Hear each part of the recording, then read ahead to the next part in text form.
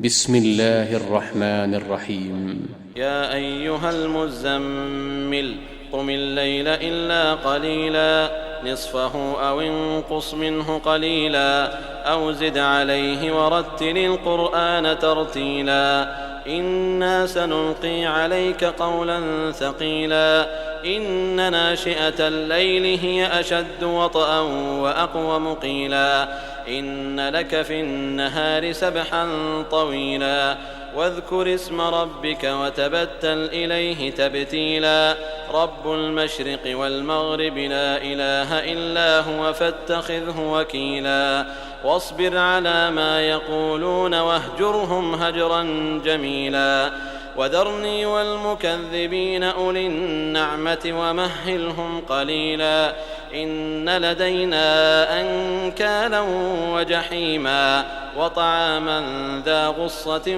وعذابا أليما يوم ترجف الأرض والجبال وكانت الجبال كثيبا مهيلا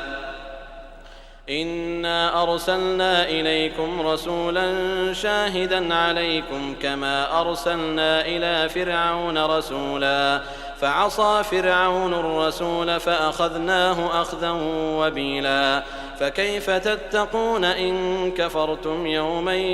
يجعل الولدان شيبا السماء منفطر به كان وعده مفعولا إن هذه تذكرة فمن شاء اتخذ إلى ربه سبيلا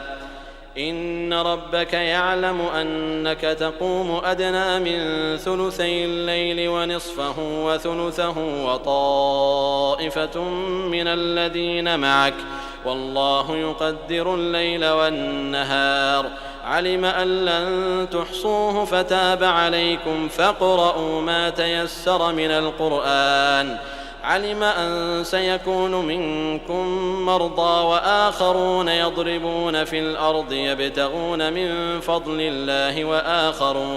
وآخرون يقاتلون في سبيل الله فاقرؤوا ما تيسر منه وأقيموا الصلاة وآتوا الزكاة وأقرضوا الله قرضا حسنا وما تقدموا لأنفسكم من خير تجدوه عند الله هو خيرا